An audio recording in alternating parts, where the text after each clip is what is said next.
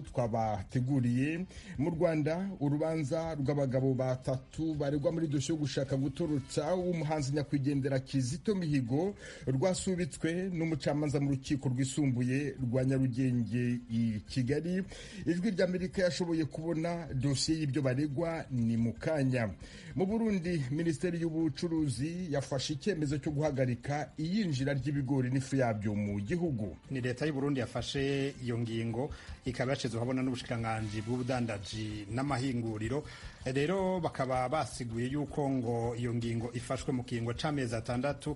Turahamagara mugenzi wacu Pierre Claver niyo nkuru i Kigali. Mu Burundi kandi haravugwa ko hateye intambwe ishimishije mu guteza imbere abategarugori. Uko urabona ko by'ukuri umukenyezi uravye ikibanza ariko arahabwa ubu biri ku ntambwe z'ukutwova gushimishije ugereranije no mu myaka yahera. Kare ntibashobora kubona umukenyezi ashobora gufata ijambo, ntibashobora kubona umukenyezi yiyungunganya muri ibi. Ingenieur Penta Yahimana, umuyobozi w'ishyirahamwe Compassion de la Femme Africaine. Ayo makuru kimwe n'andi avugwa hirya no hino ku isi ni mu kanya, mugume ku maradiyo yanyu.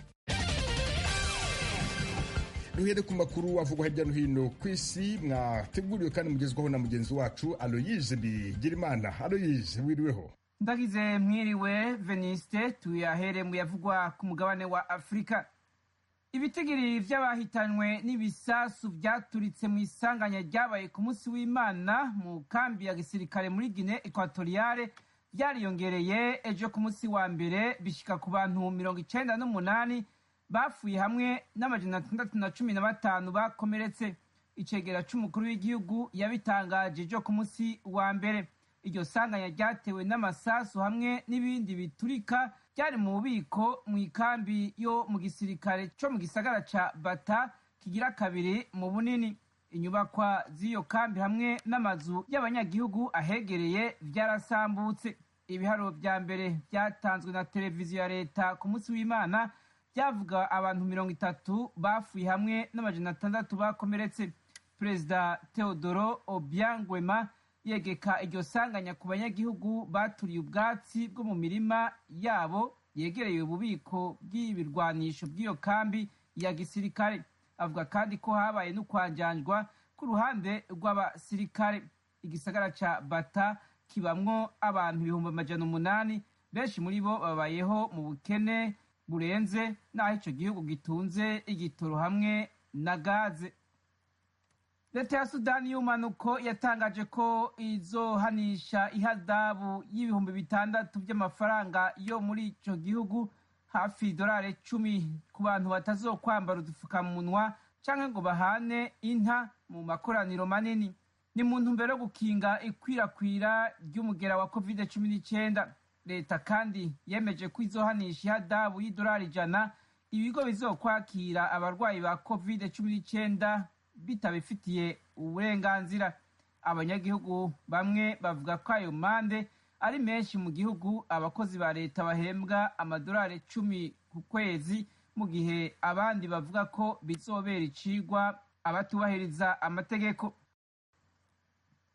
Hanze y'umugabane wa Afrika, tukivuga kuri ayo makuru y'umugera wa COVID-19, ikigo ca Amerika kijejwe kugenzura no gukinga ingwara zandukira CDC cyatangaje ejo ku munsi wa mbere ko abantu batewe urucanco rwa COVID-19 bashobora gukoranira hamwe n'abandi bacandazwe bari ahantu hugaye atadufukamunwa barinze kwambara canke ngo batandukane.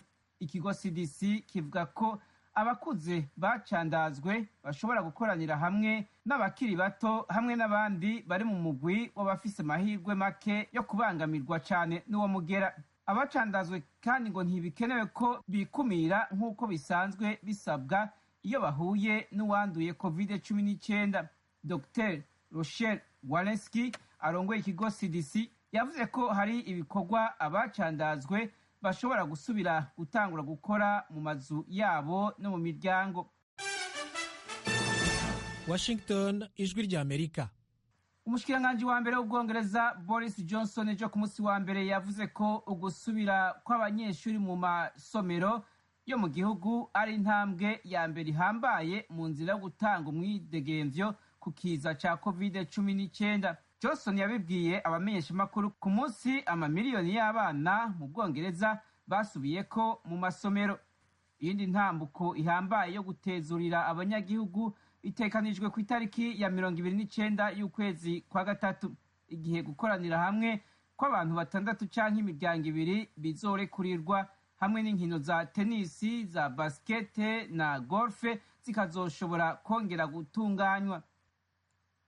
Leta z'Ubumwe za Amerika ivuga ko atacemezo irafata ku basirikare bayo bari muri Afghanistani inyuma y'itariki ya mbere y'ukwezi kwa gatanu. Ni itariki ya nyuma abo basirikare 2,500 basigayeyo babwirizwa kuzova muri ico gihugu nk'uko biri mu masezerano y'amahoro Amerika yasinye n'abatalibani. Ibi bivuzwe inyuma y'aho umushikiranganji wa Amerika ajejwe imigenderanire n'ayandi makungu Anthony Blinken arungikiye urwete perezida wa Afghanistani Ashraf Ghani. Yaramugabishije ko leta ya Ghani ariyo izosigara irahigana n'abatalibani igihe atokwisunga ibisabwa n'amakungu kugira utwigoro tw'amahoro twihutishwe gushirwa mu ngiro. Ubushikiranganji bwa Amerika bwo kwivuna abansi ejo ku munsi wa mbere bwaremeye ko ukwihweza amasezerano hagati ya Amerika n'abatalibani byabaye birahagaze, kandi ko atangingo ya kazoza k'abo basirikare muri Afghanistan ishobora gufatwa muri iki gihe.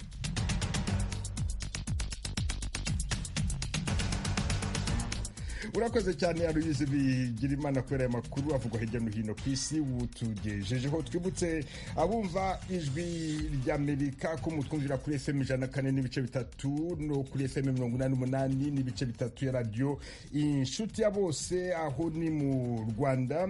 Naho mu Burundi turi ku mirongo migufi ya shortwave kuri metero 19 na 22. Mushobora kandi kumva ibiganiro byacu muciye ku rubuga rwa internet kuri wa eshatu akadomo radio yacu wa.com, naho ku mbuga za Instagram, YouTube na Facebook adresi yacu ni wa radio yacu. Iwanyu mu ntara. Tuyagire mwisanzuye kwijwi rya Amerika. Ni kuva ku wa mbere gushika ku wa gatanu kuva isaha 7 gushika isaha 7:30 z'umutaga. Iwanyu mu ntara, iwanyu mu ntara, iwanyu mu ntara.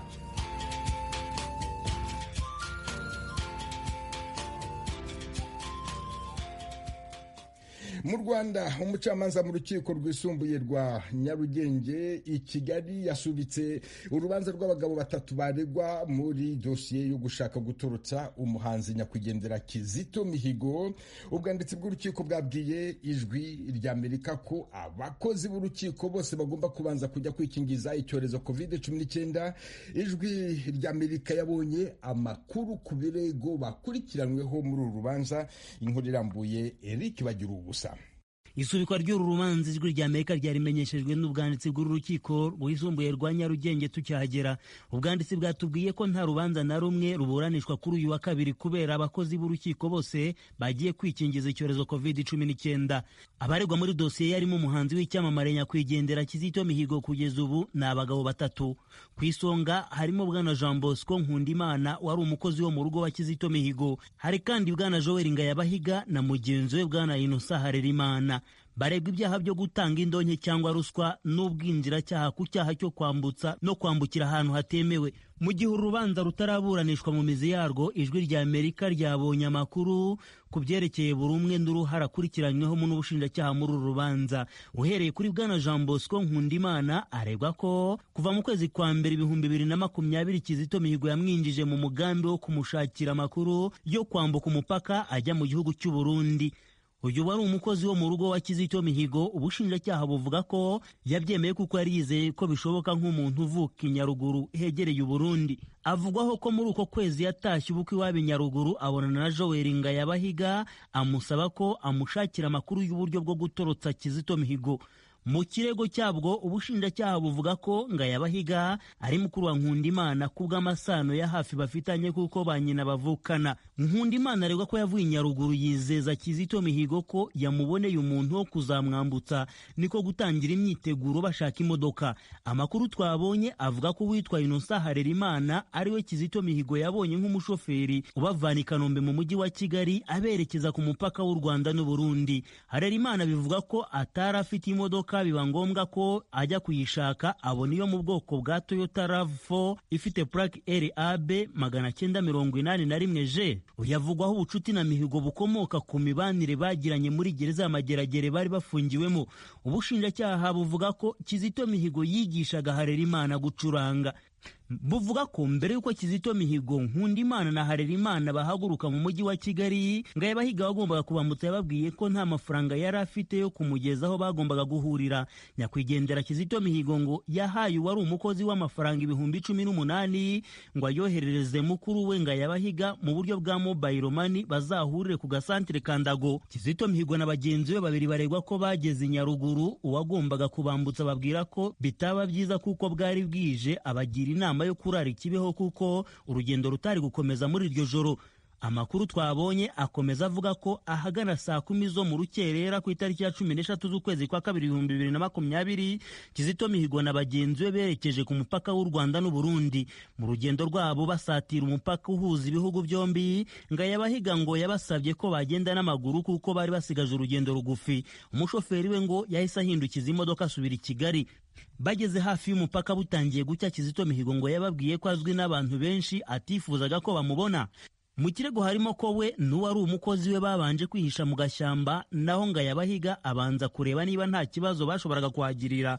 Abaturage bahita bamufata bamuhata ibibazo kubo babonaga bihishe mu gashyamba.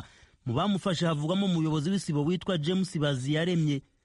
Bivuga ko Kizito Mihigo na bagenzi be bashatse guha ruswa abo baturage, ariko barayanga babashyikiriza inzego z'umutekano. Kuva ubwo inkuru yahise ikwira hose, uhereye ku mbuga nkoranyambaga ko umuhanzi Kizito Mihigo yafatiwe Ruheru agerageza gutoroka igihugu yerekeza i Burundi. Nyakwigendera Kizito Mihigo ufatwa nk'izingiro ry'uru rubanza ku itariki ya 17 z'ukwezi kwa 2020 nibwo hamenyekanye inkuru y'incamugongo ko yapfuye yiyahuriye muri kasho ya polisi aho yarafungiwe i Remera mu mujyi wa Kigali. Ni inkuru kugeza na magingo ahitavugwaho rumwe. Ubutegetsi bw'u Rwanda buvuga ko yiyahuye, mu gihe abatavuga rumwe nabwo bo bemeza ko yapfuye ahotowe. Kuri uyu wa mbere imiryango iharanira iyubahirizwa ry'uburenganzira bwa muntu hirya no hino ku isi irimo Human Rights Watch, Amnesty International n'iyindi yandikiye umuryango w'ibihugu bivuga ururimi rw'icyongereza Commonwealth isaba ko hakorwa iperereza yita iryigenga ku cyahitanye umuhanzi Kizito Mihigo. Ubwo twateguraga iyi nkuru ntitwari twakamenya itariki y'uru rubanza rwimuriweho, twazayimenya tukazakurikirana uru rubanza mu mizi yarwo. Bagira ubusa Ijwi ry'Amerika i Kigali. Leta y'u Burundi yafashe icyemezo cyo guhagarika guhera kuri uyu wa kabiri iyinjira ry'ibigori bidaseye n'ifu yabyo biva hanze y'igihugu. Minisiteri y'Ubucuruzi isobanura ko iki cyemezo cyatewe n'uko hari amakuru avuga ko hari ibigori biheruka kwinjira mu gihugu bishobora kubangamira ubuzima bw'abaturage. Inkuru irambuye turayibaza Pierre Claver Niyonkuru uri Kigali mu Rwanda. Pierre Claver Niyonkuru, wiriweho? Veniste Nshimiyimana, urakoze. Mwaramutse kandi ndaramukije n'abariko barumviriza Ijwi ry'Amerika. Minisiteri y'Ubucuruzi yashingiye ku zihe mpamvu ifata icyemezo cyo guhagarika iyinjira ry'ibigori mu Burundi? Nk'uko wari ubivuze, ni leta y'u Burundi yafashe iyo ngingo, ikaba yashizwe habona n'ubushikiranganji bw'ubudandaji n'amahinguriro. Rero bakaba basiguye yuko ngo iyo ngingo ifashwe mu kiringo c'amezi 6 ko atafu canke ibigori n'ibindi byose bikomoka ku bigori bizosubira kwinjira mu gihugu kuva kuri uyu wa kabiri, rero gushika mu kiringo c'amezi 6. Uku niko umunyamabanga ntayegayezwa mu bushikiranganji bw'ubudandaji Jeremy Banigwa n'inzigo yabisiguriye abamenyesha makuru mu kanya gaheze mu kiganiro yahaye abamenyesha makuru Veniste. Reka tumwumvisha bariko baratwumviritsa. Ubushikiranganji bw'ubudandaji, gutwara abantu n'ibintu, amahinguriro n'ingenzi buramenyesheje abagwizatunga n'abafungura ifu y'ibigori ko yibonekeza muri ino minsi yinjira ku bwinshi y'intete n'ifu y'ibigori bitameze neza, ku buryo byoshobora kugira ingaruka atari nziza ku magara y'abavyihereza kubera ko umwimbu w'ibigori wabonetse ku bwinshi muri kino gihe c'umwaka w'uburimyi ubushikiranganji bw'ubudandaji buramenyesheje abagwizatunga ko bibujijwe kurangura mu mahanga no kwinjiza mu Burundi intete n'ifu y'ibigori mu kiringo c'amezi 6 guhera igenekerezo rya 8 z'ukwezi kwa gatatu umwaka w'ibihumbi 2021. Uburundi buri mu muryango w'ibihugu by'uburasirazuba yashe. Muri ibyo bihugu ubu haravugwa umusaruro munini w'ibigori. Icyo cyemezo nabo kirabareba. Veniste, Uburundi buri mu muryango wa Afrika y'ubuseruko, umuryango urimwo ibihugu 6, ukaba ufise amategeko awugenga agerekeye cyane cyane guhanahana ibidandazwa vyose vy'abiribwa n'ibindi, atankomanzi, atamakori n'amatagisi birinze kuriha. Ubu rero nkuko warubari ico kibazo bamenyesha amakuru bakibajije umunyamabanga ntegayezwa mu bushikiranganje bw'ubudandaji, akaba yasiguye ko ari ingingo ngo ntabanduka kandi ari ingingo yise special, ingingo yihariye kuvuga ko ije muri kino kiringa ariko ishobora no guhonyanga ayo mategeko, ariko akaba yavuze ko ari mu ntumbero y'umutekano no gukingira abanyagihugu b'u Burundi, arico gituma rero iyo ngingo yafashwe. No kuvuga ko n'ibigori canke ifu iriko irava muri kino gihe mu bihugu bitandukanye bihana urubibe n'u Burundi itazokwinjira mu Burundi. Twokwibutsa ko muri no muryango wa Afrika y'ubuseruko kino gihe ari gihe ibigori vyeze ari vyinshi, biraboneka cyane nko mu Rwanda, muri Tanzania, mu Buganda no muri Kenya. Ivyo bihugu mbere bikaba bisanzwe vyimbura ibigori vyinshi ku buryo bisagurira n'amasoko yo hanze. Abagwizatonga bo mu Burundi rero bakaba bari bamaze igihe baja kurangura muri ivyo bihugu bitandukanye, ariko rero ubwo bushikiranganje bukaba bwavuze yuko ibigori ngo bimaze kwinjira mu minsi iheze, ngo basanze harimwo ngo ubumara bushobora kubangamira amagara y'abanyagihugu. Mbese Uburundi buna umusaruro uhagije w'ibigori ku buryo iki cyemezo kitazagira ingaruka ku baturage? Kwihaza mu biribwa, ubwo bushikiranganje bw'ubudandaji bwasiguye yuko muri kino gihe ngo Uburundi nabwo bwimbuye ngo ibigori byinshi, kandi ngo habonetse umwimbu mwiza hirya no hino mu gihugu. Ariko rero tukaba twokwibutsa yuko muri kino gihe leta y'u Burundi yaheruka gufata ingingo yo gufata mu minwe igitegwa c'ibigori. Yari yasiguye yuko abanyagihugu batazosubira kwishorera uko bashatse ku isoko ibigori canke ifu y'ibigori, ahubwo ko leta izogura umwimbu w'ibigori w'abanyagihugu, hanyuma mu gihe cyo guteragira ibigori leta igaheza ikazobiha abanyagihugu. N'ubushikiranganje bw'uburimyi bwabisiguye mu misi heze, bwavuze yuko ngo bwamaze kubona yuko abanyagihugu iyo bimbuye ibigori babisesagura bakabitwara ku isoko, abagwizatunga bakabibagurira ku mafaranga make, nabo bakabishora hanze, hanyuma abanyagihugu ngo bagasigara bakenye. Ariyo mpamvu ubwo bushikiranganje bw'uburimyi bwari bwavuze yuko leta igiye kugura ibigori byose. Uyu munsi mbere ubushikiranganje bw'ubudandaji n'amahinguriro Veniste bwabigarutse ko bunavuga yuko bugiye gukwiragira mu gihugu cose bugura umwimbu wose w'ibigori mu banyagihugu, kandi ngo bukawugura ku giciro ciza, ku buryo rero yijeje yuko abahora bajya ifu y'ibigori canke ibigori, intete z'ibigori batazobura ico barya. Pierre Claver, niyo nkuru ndagushimye cyane. Ukomeze utohoze iyo nkuru, turayigarukaho mu makuru yacu ataha. Urakoze nawe Venise, reka tubandanye tuyitunganya, turaja kwishikiriza amakuru yacu yo hanyuma nk'uko bivuze.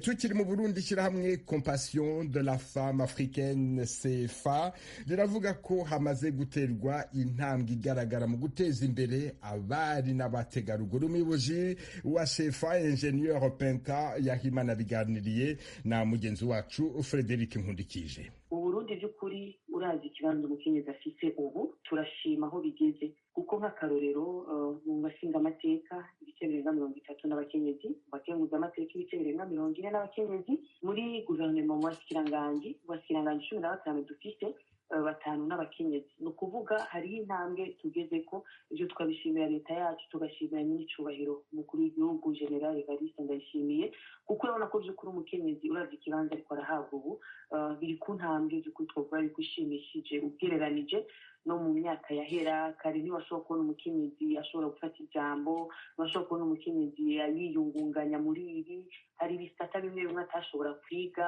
hari ivyo atashobora gukora kuko vyagaragara kumenga arakumiriwe. Ariko vy'ukuri turashima ku ntambwe bigezeko, kandi vy'ukuri ivyo vyose tukanabishimira leta yacu kuko nk'uko bivuga ko ari leta mvyeyi kandi ari leta nkozi, urabona ko ari umuvyeyi kandi vy'ukuri ikibanza umukenyezi afise ubu turabishima aho bigeze. Ibintu mubona ko bitarashika ku rugero mwifuza ku bijanye n'agateka k'umufasoni, ku bijanye n'uburenganzira bw'umufasoni, ni nk'ibihe ibintu mwibaza ko vyoba bigikenewe kunagurwa? Murakoze cyane. Nk'uko navyo ati intambwe ishimishije, turifuza yuko vyokongerezwa kuko ugerageje kuraba hariho hamwe usanga umukenyezi agenda arakumirwa gato, bagifise amakenga bavuga ati ibi ntitwobira umukenyezi nk'ubuzi ntiyobukora kubera ari ibyo kwibaruka ngo hariho amezi icenda witeze ko atazokora akazi. Ariko nk'uko by'ukuri ikivugo dufise umwaka kivuga ngo ubukerebutsi bw'abakenyezi isoko ry'iterambere kuri bose, ni ukuvuga ubukerebutsi bwacu by'ukuri turakeneye yuko bugaragaza bakabona ko by'ukuri burya umukenyezi arashoboye kandi n'ivyo arashoboye. Ariko rero bwa bukerebutsi bwacu turakeneye yuko rero tuja ku kivi abakenyezi dushire ko dukore tubereke ko by'ukuri dushoboye, naha handi bavuga ati oya aha twobakumira bihere biveho. Nyir'icyubahiro yaravuze ati ubu tugezaho yuko yaba umukenyezi yaba umugabo amahirwe aba amwe, ni ukuvuga ubukerebutsi bw'umuntu nibwo buzomuranga ndetse bukamuha kuronka ibishirije byo twanaziga atari ibi bice twiyumvira ngo 50 canke 40, oya ahubwo bikabishiriza bivanye n'ubukerebutsi zogenda turerekana by'ukuri yuko dushoboye. Ego ku vyerekana aho umukenyezi muri rusange mu Burundi, haba mu babirimizi mu bakenyezi eka ba ruguru canke ahandi hose, uburenganzira bafise bungana iki mu miryango, byifashe gute?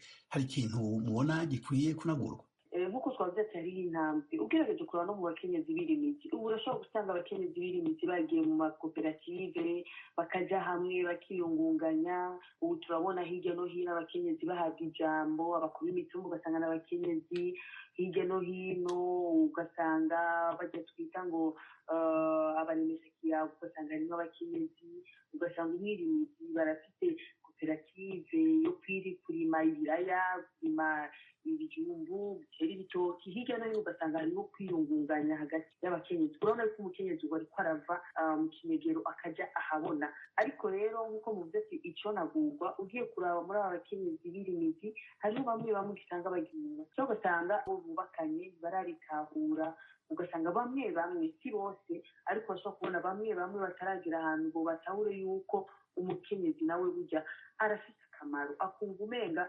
agiye yoba ashaka kumurengera, oya. Ariko ugasanga ari abakenyezi batarabitahura, nabo bo turifuza yuko babitahura ahubwo bakadushigikira kuko burya twebwe nk'ishirahamwe Rukristo ijambo ry'Imana riratubwira ngo burya umukenyezi akwiye kuba igitibo cy'umugabo wiwe, ariko kandi n'umugabo nawe aragaruka agakingira umukenyezi wiwe. Ni ukuvuga abagabo bakifuza kudushigikira bakadutera intege, bakabona by'ukuri yuko ibyo two turakora, kuko buryo batagiye baradutera intege twocika intege kuko nibo mu bisanzwe tunovuga ko ni protection. Ariko natwe n'abakenyezi tukagaruka ntitwibagire yuko turi bari na rugo, inshingano zacu tuza kuzikora kuko ijambo ry'Imana bidusaba tukubaha abagabo bacu, tukababera igitibo mu mutwe, hama nabo bakagaruka bakadukunda bakadushigikira kugira ngo nabwo bukerebutsi bwacu bugaragarire bose. Ingénieur Penta Yahimana, umuyobozi w'ishyirahamwe Compassion de la Femme Africaine, yavuganaga na Frederic Nkundikije.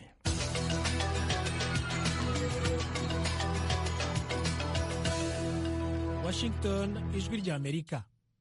Hanze y'akarere k'ibiyaga bigari muri leta zunze ubumwe za Amerika, Perezida Joe Biden yategetse ibigo bya leta gufata ingamba zihamye ziteza imbere mu kugira uruhare mu matora yabisabye, mu gihe abadepite nabo bahamagarira abantu gutora mu gihugu hose. Inkuru yateguwe n'umunyamakuru w'ijwi ry'Amerika Ken Bredemeyer, muragezwaho na Tim Harris Ishimwe. Perezida Biden yatangaje iyo ngingo ku cyumweru aho yasabaga ibigo bya leta kwagura aho abatorera biyandikishiriza, anasaba kandi abayobozi b'ibyo bigo guha umunsi w'ikiruhuko abamiliyoni y'abakozi babikoreramo kugira ngo nabo babone uko batora kimwe n'abakoranabushake. Perezida Joe Biden kandi yanasinye itegeko ryo ku isabukuru ya 56 yo ku munsi witiriwe Bloody Sunday, igikorwa abantu bahataniraga uburenganzira bwa kiremwamuntu bagera kuri 600 bakubitiwemo n'abapolisi bo muri leta ya Alabama ahagana mu mwaka w'1965. Niho basabaga uburenganzira bwo gutora mu mujyi wa Selma. Mu muhango wo gusangira amafunguro ya mu gitondo ya Martin and Coretta King Unit Breakfast yabereye mu ishuri rikuru ryitwa Wells Community College, Perezida Biden yavuze ko umuntu wese wemerewe gutora agomba kubikora nta nkomyi kandi ijwi rye rikabarwa. Yongeyeho ko iyo ufite igitekerezo cyiza kitagomba guhishwa. Ibi byabaye nyuma y'icyumweru kimwe inteko nshingamategeko iyobowe n'ubwiganze bw'ishyaka ry'abademokrate bemeje umushinga uzajya ugenga amatora muri leta zose za Amerika uko ari 50. Umwaka ushize ubwo icyorezo cya virusi ya corona kibasiraga igihugu byatumye amaleta menshi ashyiraho itegeko ryo gutora mbere y'itariki ya 3 Ugushyingo, umunsi usanzwe uberaho amatora. Nyuma gato ariko yuko Joe Biden atsinze amatora, abadepite bo mu ishyaka ry'abarepublikani muri za leta Perezida Biden yatsinzemo barimo gushaka gushyiraho amategeko ashobora kuzabangamira amatora ataha, harimo irikumira gutora ku minsi y'ibyumweru bibanziriza umunsi nyirizina wo gutora. Abagize inteko ishinga amategeko bamaze kwemeza umushinga w'itegeko ushobora kunyuranya na gahunda yari isanzweho, aho bashaka ko abiyandikishiriza gutora bajya babikora hakoreshejwe ikoranabuhanga rya mudasobwa. Ubusanzwe kwiyandikisha byasabaga indangamuntu cyangwa uruhushya rwo gutwara imodoka. Ubu gutora mbere bizajya bikorwa byibuze iminsi 15 mbere y'umunsi nyirizina w'itora. Komisiyo zigenga zo mu matora zitashyizweho n'abadepite, aho amabwiriza ashobora kuzarinda uruhande rumwe cyangwa urundi gukora ibintu biri mu nyungu zarwo. Amazina kandi y'abatanga imfashanyo nayo akwiye kujya atangazwa, kimwe nk'uko abakandida biyamamariza umwanya wa perezida bakwiye kuzajya bavuga imitungo yabo irimo n'uko bagiye bishyura imisoro. Perezida wacyuye igihe Donald Trump we ntiyigeze abitangaza kandi yari yarabyemeye. Uyu ni umwanya w'ivyaranze no munsi mu mateka na Venuste Nshimiyimana.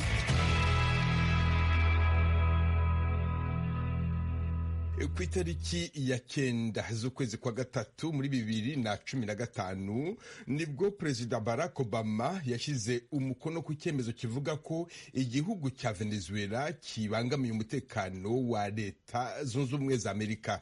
Icyo cyemezo kandi cyari gikubiyemo amazina y'abategetsi 7 ba Venezuela bo mu rwego rwo hejuru kubera ko uburenganzira bwa kiremwamuntu butubahirizwaga uko bikwiye muri icyo gihugu, nk'uko bigaragarira mu itangazo ryashyizwe ahagaragara n'ingoro ya Perezida wa Amerika White House. Iryo tangazo kandi ryavugaga ko icyemezo Perezida Barack Obama yagifashe bitewe n'uko hari igihugu cyo muri Amerika y'Amajyepfo cyagaragaje ko kibangamiye ku buryo budasanzwe umutekano na politiki mpuzamahanga ya Leta Zunze Ubumwe za Amerika. Icyo gihe Perezida wa Venezuela Nicolas Maduro yaramaze gutuma mu gihugu cyose haba imyigaragambyo ikomeye kubera gufunga abatavuga rumwe n'ubutegetsi. Yaramaze kandi gutangaza ko yafashe mpiri abanyamerika barimo umupilote w'indege avuga ko bari mu bikorwa by'ubutasi. Anongeraho ko abaturage b'Amerika bashaka gusura Venezuela bagomba gusaba impushya visa zo kwinjira mu gihugu.